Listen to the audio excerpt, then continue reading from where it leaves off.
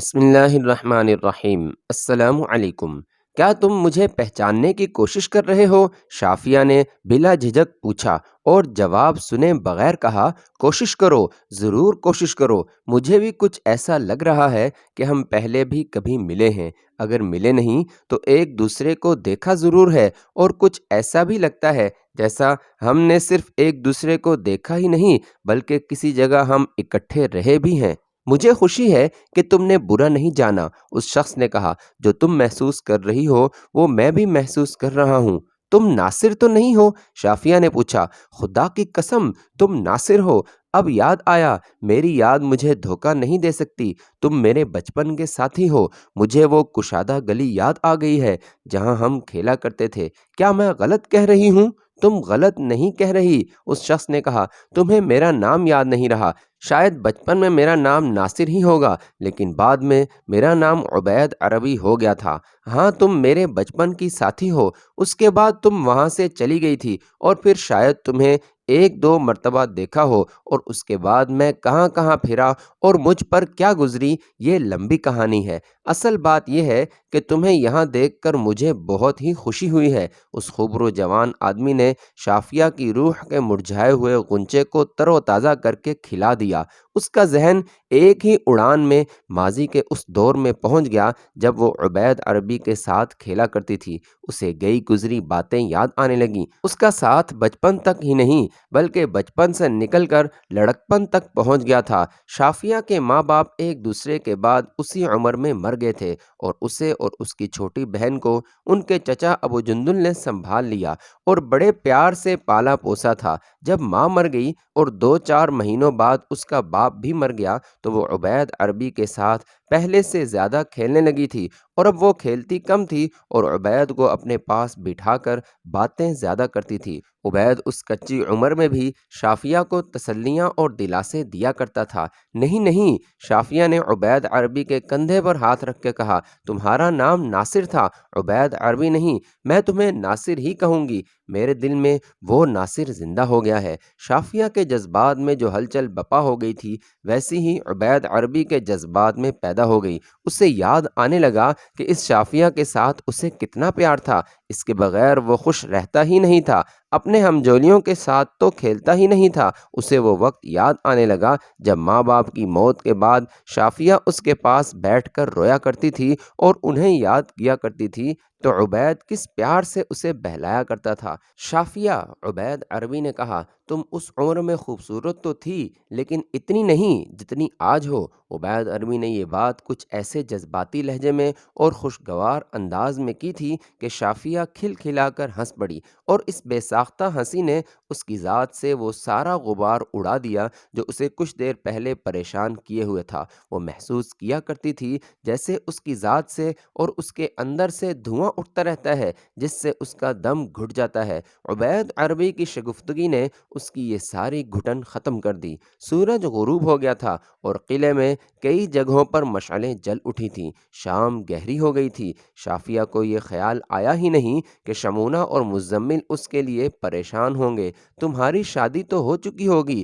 عبید عربی نے پوچھا۔ نہیں، شافیہ نے جواب دیا۔ شادی کی بات سامنے آتی ہے تو یوں لگتا ہے جیسے اپنے آپ کو کسی کے ہاتھ بیچ رہی ہوں، شاید گم گزشتہ پیار کی تلاش میں ہوں جو ملنا محال نظر آتا ہے۔ وہ مل گیا ہے، عبید عربی نے کہا۔ ہم دونوں کو مل گیا ہے۔ کس کے پاس رہتی ہو؟ اپنا کوئی بھی نہیں رہا، شافیہ نے جواب دیا۔ اللہ کے دو بندے ایسے مل گئے ہیں جن کے دلوں میں وہی پیار ہے جو میرے ماں باپ کے دلوں میں ہوا کرتا تھا۔ میں تمہیں ان سے ملواؤں گی۔ تمہیں یہاں زیادہ دیر نہیں رکنا چاہیے، عبید عربی نے کہا۔ جن کے پاس رہ رہی ہو وہ تمہارے خون کے رشتہ دار نہیں، ایسا نہ ہو کہ وہ تم پر کوئی شک کریں۔ تم اپنی بتاؤ، شافیہ نے پوچھا۔ تمہارا گھر کہاں ہے؟ پہلے تو تمہیں وسم کوہ میں کبھی نہیں دیکھا۔ میرے بھی ماں باپ مر گئے تھے، عبید عربی نے جواب دیا۔ تم اصفہان سے اپنے چچا کے ساتھ ہمیشہ کے لیے چلی گئی تھی تو اس کے تھوڑے ہی عرصے بعد میرے ماں باپ بھی مر گئے تھے۔ میں کہیں اور رہتا تھا لیکن اب یہاں رہنے کے لیے آیا ہوں۔ یہاں ایک بڑھئی ہے، وہ میرا چچا ہے، میں اب اسی کے ساتھ رہوں گا، اور اس نے مجھے اپنا کام سکھانا شروع کر دیا ہے۔ آؤ چلیں، کل کہاں اور کس وقت ملو گی؟ جہاں کہو گے، شافیہ نے جواب دیا۔ جس وقت کہو گے آ جاؤں گی۔ قلعے کے باہر آ سکو گی؟ عبید عربی نے پوچھا اور اس کے جواب کا انتظار کیے بغیر بولا، قلعے کے ساتھ ہی سبزیوں کا ایک باغ ہے، وہ بہت ہی خوبصورت جگہ ہے، وہاں درخت بہت زیادہ ہیں اور ان پر بیلیں چڑھی ہوئی ہیں اور وہاں پھولدار پودے بھی ہیں۔ وہ باغ یہاں ہمارے ایک پڑوسی کا ہے، وہ سبزیاں اگاتا ہے اور قلعے میں بیچتا ہے، فوج کو بھی سبزیاں وہی دیتا ہے۔ اگر کل کسی وقت وہاں آ سکو تو میں وہیں ملوں گا۔ اس باغ کے مالک سے ڈرنے اور گھبرانے کی کوئی ضرورت نہیں، وہ ہمارا پڑوسی ہے اور میرے چچا کا بھائی بنا ہوا ہے۔ ہاں، وہ باغ، شافیہ نے مسرت بھرے لہجے میں کہا، میں 2 3 بار اس باغ میں گئی ہوں، بہت ہی خوبصورت جگہ ہے، میں وہاں آ جاؤں گی۔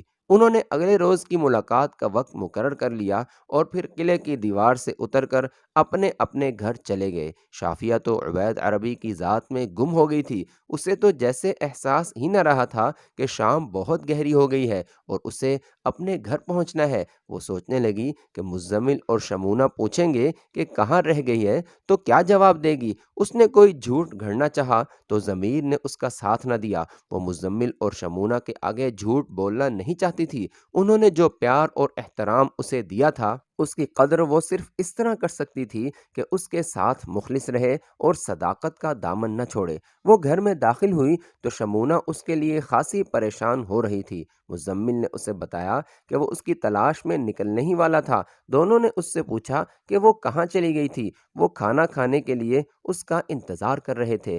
بچپن کا ایک ساتھ مل گیا تھا، شافیہ نے بڑے پراعتماد لہجے میں کہا۔ اس کے ساتھ قلعے کی دیوار پر کھڑی بچپن کو یاد کر رہی ہوں۔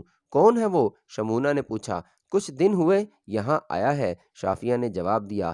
ہم بچپن میں اکٹھے کھیلا کرتے تھے، آج اس عمر میں ملاقات ہوئی ہے اور ہم دونوں نے ایک دوسرے کو فوراً پہچان لیا تھا۔ اگر تم اسے اچھی طرح جانتی ہو تو پھر کوئی بات نہیں، مزمل نے کہا۔ اگر اسے اتنا ہی جانتی ہو کہ بچپن میں تمہارے ساتھ کھیلا کرتا تھا تو پھر محتاط رہنا، آج کل کسی کا بھروسہ نہیں، نہ ملو تو بہتر ہے، شمونہ نے کہا۔ یہ بات غلط ہے، مزمل نے کہا، اسے ملو ضرور۔ اگر وہ اس شہر میں ابھی ابھی آیا ہے تو اسے ضرور ملو، لیکن یوں نہیں کہ تمہیں اس سے بچپن میں پیار تھا، بلکہ اس لیے ملو کہ اسے غور سے دیکھو اور یہ جانچ پڑتال کرنے کی کوشش کرو کہ یہ کوئی غلط آدمی تو نہیں۔ وہ حسن بن صباح کا بھیجا ہوا فدائی بھی ہو سکتا ہے۔ ہم نے جس طرح قلعہ ناظر وطبس لیا ہے، اسے حسن بن صباح بخشے گا نہیں۔ ہم نے اس کے پیر و مرشد کو قتل کیا ہے۔ حسن بن صباح انتقام لے گا اور ضرور لے گا، ہو سکتا ہے وہ سپہ سالار اوریزی کو بھی قتل کروا دے۔ ایسا کوئی اجنبی شہر میں نظر آئے تو اسے ہمیشہ شک کی نظروں سے دیکھو۔ مزمل افندی نے یہ جو بات کی تھی بالکل ٹھیک کہی تھی۔ سالار اوریزی نے جاسوسوں اور مخبروں کو بلا کر خاص ہدایات دی تھیں کہ قلعے میں کوئی اجنبی نظر آئے تو اسے اچھی طرح ٹھوک بجا کر دیکھیں۔ شہر میں فدائیوں کی موجودگی سے کوئی انکار نہیں کر سکتا تھا۔ سالار اوریزی نے ایک خاص ہدایت یہ دی تھی کہ تاجروں کا جب مال آتا ہے تو اسے ضرور دیکھیں، اگر مال اتارتے وقت اچھی طرح نہ دیکھ سکے تو یہ دیکھیں کہ اس میں سے مختلف اشیاء کہاں کہاں جاتی ہیں، وہاں جا کر دیکھیں۔ اور اوریزی نے بڑی عقل مندی کی بات کی تھی، وہ کہتا تھا کہ جہاں فدائی ہوں گے وہاں حشیش ضرور ہوگی، حشیش باہر سے ہی آتی ہوگی، حشیش کے ذریعے فدائیوں کو پکڑا جا سکتا ہے۔ اس سے پہلے کسی شہر میں اور کسی علاقے میں ایسی جانچ پڑتال اور دیکھ بھال کا کسی کو بھی خیال تک نہ آیا تھا۔ اوریزی کو احساس تھا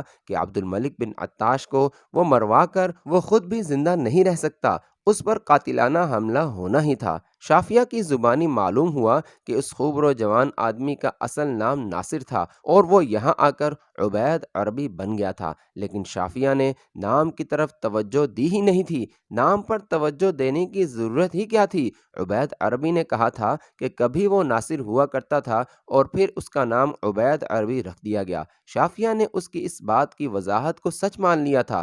شافیہ، شمونہ نے کھانے کے بعد شافیہ سے کہا، اب تم اپنے لیے کسی کو منتخب کر ہی لو۔ شمونہ نے شافیہ کو یہ مشورہ اس لیے دیا تھا کہ یہ لڑکی عالم شباب میں ہے اور غیر معمولی طور پر حسین بھی ہے، کہیں ایسا نہ ہو کہ پیار کے دھوکے میں آ کر حسن بن صباح کی جنت میں پہنچا دی جائے۔ میں عبید عربی کو کسی دن گھر لاؤں گی۔ شافیہ نے کہا، آپ دونوں بھی اسے دیکھ لیں اور مجھے بتائیں کہ میرا انتخاب کیسا ہے۔ تمہارا انتخاب یقیناً اچھا ہوگا شافیہ، مزمل نے کہا، لیکن ہم صرف یہ نہیں دیکھیں گے کہ عبید کتنا خوبرو ہے اور تمہیں کتنا چاہتا ہے، ہمیں تو اس کی اصلیت اور اس کا باطن دیکھنا ہے۔ ہم تمہیں کسی فریب کار کے جنگل میں نہیں جانے دیں گے۔ شافیہ نے وہ رات بے چینی سے کروٹیں بدلتے گزار دی۔ وہ محسوس کرنے لگی جیسے رات بڑی ہی لمبی ہو گئی ہو۔ آخر صبح طلوع ہوئی اور شافیہ بستر سے اٹھ کھڑی ہوئی۔ ملاقات کا وقت ابھی دور تھا۔ وقت گزارنے کے لیے وہ کام کاج میں مصروف ہو گئی اور ملاقات کا وقت قریب آ گیا۔ میں اسے ملنے جا رہی ہوں، شافیہ نے شمونہ سے کہا۔ میری اتنی فکر نہ کریں، میں بچی تو نہیں ہوں، پھر بھی محتاط رہنا، شمونہ نے کہا۔ اسے اچھی طرح ٹھوک بجا کر دیکھو اور اسے یہاں ضرور لانا۔ شافیہ گھر سے نکلی، پھر قلعے سے نکل گئی اور سبزیوں والے باغ میں جا پہنچی۔ عبید عربی اس کے انتظار میں وہاں پہلے سے موجود تھا۔ شافیہ کو دیکھ کر دوڑا آیا اور اسے باغ کے اندر ایک ایسی جگہ لے گیا جہاں درختوں پر چڑھی ہوئی بیلوں نے چھتا سا بنا رکھا تھا۔ اس کے نیچے گھاس تھی، بیٹھنے کے لیے وہ جگہ موزوں تھی۔ دونوں وہاں جا بیٹھے۔ پہلے ایک فیصلہ کر لو، شافیہ نے عبید عربی سے کہا۔ میں تمہیں ناصر کہا کروں یا عبید؟ عبید بہتر ہے، عبید عربی نے جواب دیا۔ نام کو اتنی اہمیت کیوں دیتی ہو؟ اگر محبت ہے تو نام کچھ بھی ہو سکتا ہے، محبت نہیں تو بڑے پیارے پیارے نام بھی بھدے اور بے معنی لگتے ہیں۔ اس روز انہوں نے بہت باتیں کیں، گزرے ہوئے وقت کی باتیں کیں، لیکن ایسی نہیں کہ دلوں پر اداسی اور ملال آ جاتا۔ شافیہ نے اسے کہا تھا کہ ایسی کوئی بات یاد نہ کرو یا یاد نہ دلاؤ جس میں تلخیاں ہوں۔ وہ کہتی تھی کہ ہم آہیں بھریں گے، فریادیں کریں گے اور روئیں گے تو بھی ہمیں ماں باپ نہیں ملیں گے، نہ ان کا پیار ملے گا۔ دن آدھا گزر چلا تھا جب وہ کسی کی آواز پر اچانک بیدار ہو گئے اور گھروں کو جانے کے لیے اٹھ کھڑے ہوئے۔ میں تمہیں کسی دن اپنے گھر لے چلوں گی، شافیہ نے کہا۔ میں تمہیں ان لوگوں سے ملواؤں گی جن کے پاس میں رہتی ہوں، انہیں تم میرے ماں باپ ہی سمجھو۔ شافیہ، عبید عربی نے کہا، ان کے پاس لے جانے سے پہلے مجھے خود سمجھ لو، میں کچھ نہیں چاہتا، میں پیار کا تشنا ہوں۔ وہ اپنے اپنے گھروں کو چلے گئے۔ محبت نے ان پر دیوانگی طاری کر دی تھی۔ اسی شام دونوں قلعے کی دیوار پر وہیں کھڑے تھے جہاں گزشتہ شام ان کی ملاقات ہوئی تھی۔ اگلے روز پھر سبزیوں کے باغ میں اسی جگہ بیٹھے ہوئے تھے۔ شام کے وقت وہ پھر قلعے کی دیوار پر کھڑے تھے۔ اس طرح وہ 8-10 روز ملتے رہے اور ایک روز شافیہ عبید عربی کو اپنے گھر لے گئی۔ شمونہ کو عبید خاص طور پر پسند آ گیا تھا۔ مزمل نے اس کے ساتھ کچھ ایسی ذاتی سوالات کیے جنہیں وہ ضروری سمجھتا تھا۔ عبید عربی نے اسے مایوس نہ کیا۔ میری ایک خواہش ہے،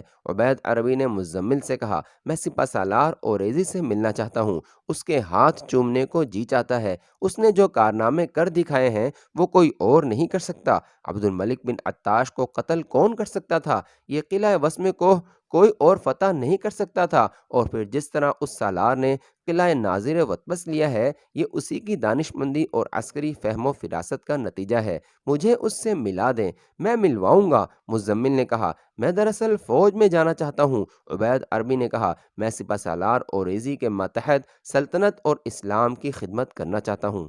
شمونہ اور مزمل کو ذرا سا بھی شک نہ ہوا کہ عبید عربی حسن بن صباح کا بھیجا ہوا فدائی ہے۔ مزمل دلی طور پر تیار ہو گیا تھا کہ اسے سالار اوریزی سے ملوا دیا جائے گا۔ اس نے عبید عربی سے کہا کہ سالار اوریزی سے ملاقات کرا دی جائے گی، لیکن تمہاری جامہ تلاشی ہوگی اور تمہارے پاس کوئی ہتھیار نہیں ہوگا۔ میں نے ان سے ملنا ہے، عبید عربی نے کہا۔ ان کے سامنے کسی ہتھیار کی نمائش نہیں کرنی۔ عبید عربی کو وسم کوہ میں آئے 2-3 مہینے ہو گئے تھے اور قلعہ الموت میں حسن بن صباح اس خبر کا انتظار بڑی بے تابی سے کر رہا تھا کہ سالار اوریزی کو عبید عربی نے قتل کر دیا ہے۔ اس دوران بڑھئی نے اپنے ایک جاسوس کو یہ پیغام دے کر قلعہ الموت بھیجا تھا کہ امام سے کہنا سالار اوریزی کو اتنی جلدی قتل نہیں کیا جا سکتا، کیونکہ کوئی آدمی اس کے قریب نہیں جا سکتا۔ بڑھئی نے حسن بن صباح کو یقین دلا دیا تھا کہ یہ کام ہو جائے گا اور عبید عربی موقع ڈھونڈنے کی پوری کوشش کر رہا ہے۔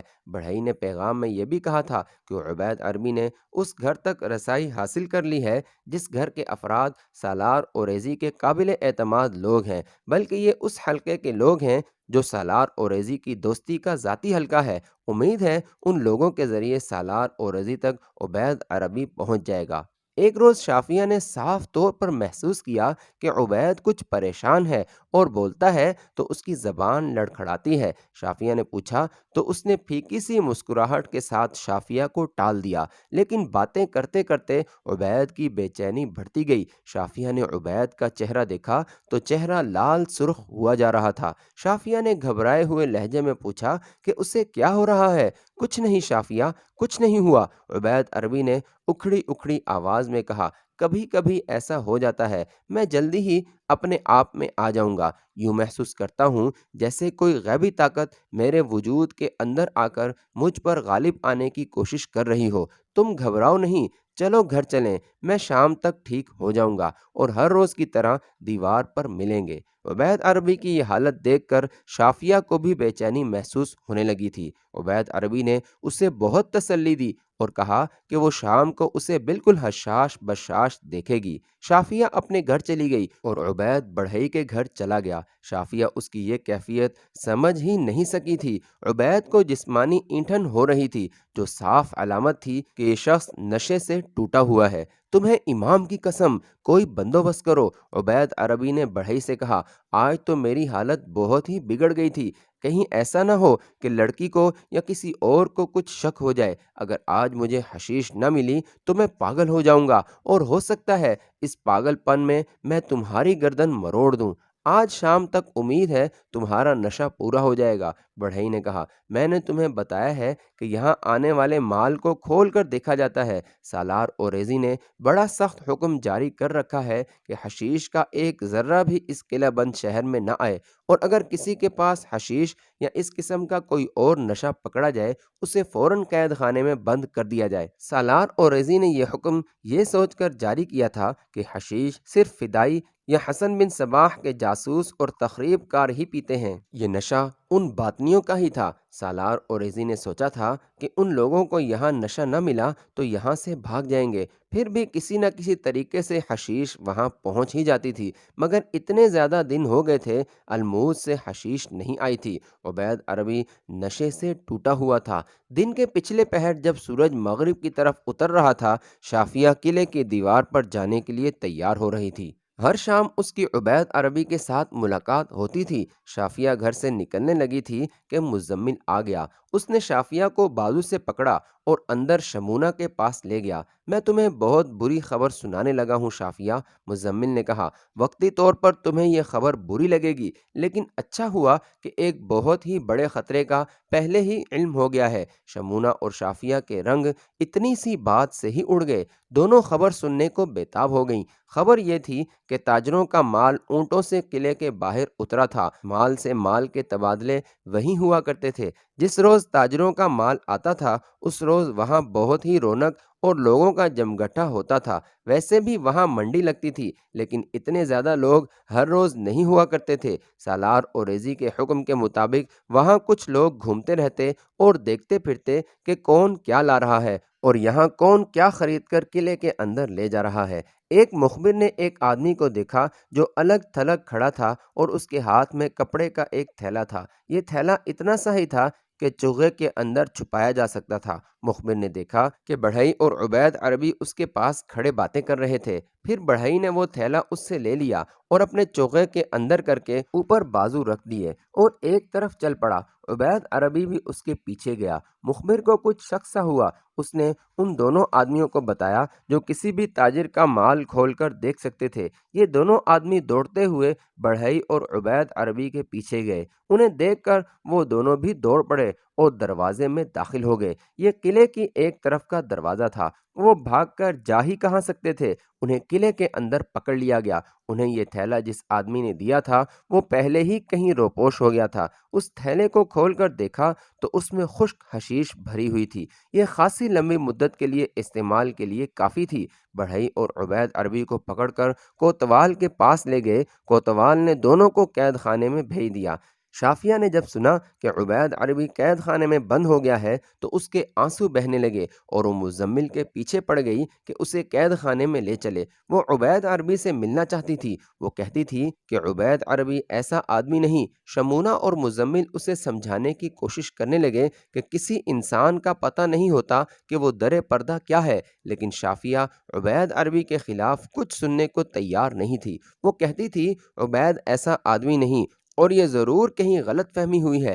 مزمل نے شافیہ کی یہ جذباتی حالت دیکھی تو وہ پریشان سا ہو گیا۔ اس نے شافیہ سے کہا کہ وہ جا کر معلوم کرتا ہے کہ عبید عربی حشیش اپنے پاس رکھنے کا مجرم ہے یا نہیں۔ ہو سکتا ہے اسے معلوم ہی نہ ہو اور یہ حشیش اس کے چچا بڑھئی کے لیے آئی ہو۔ مزمل آفندی اور بن یونس سالار اوریزی کے خاص آدمی تھے۔ اوریزی نے ان دونوں کو جاسوسی کے محکمے میں باقاعدہ طور پر رکھ لیا تھا، لیکن اوریزی کے ساتھ ان کے تعلقات دوستانہ بھی ہو گئے تھے۔ قید خانے میں کوئی اور آدمی نہیں جا سکتا تھا، لیکن مزمل اور بن یونس کے لیے کہیں بھی کوئی رکاوٹ نہیں تھی۔ مزمل بن یونس کو ساتھ لے کر قید خانے کے محتمم سے ملا اور کہا کہ وہ ان دونوں قیدیوں سے ملنا چاہتا ہے جنہیں گزشتہ روز حشیش کے سلسلے میں گرفتار کر کے یہاں بھیجا گیا تھا۔ محتمم نے اسی وقت قید خانے کے داروغہ کو بلا کر کہا کہ ان دونوں کو ان دو قیدیوں کے پاس لے جائیں جن کے قبضے سے حشیش برآمد ہوئی تھی۔ داروغہ ان دونوں کو لے گیا اور داروغہ نے ہی انہیں بتایا کہ بڑھئی کو ایذا رسانی والے کمرے میں لے جایا گیا ہے اور اسے بہت ہی اذیتیں دی جا رہی ہیں، لیکن وہ بتا نہیں رہا کہ یہ حشیش کہاں سے آئی تھی۔ اس پر شک ہے کہ وہ فدائی ہے اور الموت کا جاسوس بھی ہے۔ عبید عربی کے متعلق داروغہ نے بتایا کہ وہ کوٹھڑی میں بند ہے اور وہ تو یوں سمجھو کہ پاگل ہو چکا ہے۔ داروغہ نے یہ رائے دی کہ وہ نشے سے ٹوٹا ہوا معلوم ہوتا ہے اور بھول ہی گیا ہے کہ وہ انسان ہے۔ بڑھئی کو دیکھنے کی کوئی ضرورت نہیں تھی۔ مزمل اور بن یونس کوٹھڑی تک گئے جس میں عبید عربی بند تھا۔ جب اس نے مزمل کو دیکھا تو دوڑ کر سلاخوں تک آیا اور سلاخوں کو پکڑ کر جھنجھوڑنے لگا۔ خدا کے لیے مجھے تھوڑی سی حشیش دے دو۔ عبید عربی نے چلا چلا کر کہا میں مر جاؤں گا، مجھے اتنی زیادہ اذیت دے کر نہ مارو، مجھے حشیش نہیں دیتے تو مار ہی ڈالو۔ مزمل نے اسے بتایا کہ حشیش تو قلعے میں بھی داخل نہیں ہو سکتی، اس قید خانے میں حشیش کیسے لائی جا سکتی ہے؟ عبید عربی نے یہ سنا تو اس نے سلاخوں کو پکڑ کر زور زور سے اپنا سر سلاخوں پر مارا۔ اس کی پیشانی سے خون بہنے لگا۔ داروغہ ساتھ تھا۔ اس نے جب اس قیدی کی یہ حالت دیکھی تو دو تین سنتریوں کو پکارا۔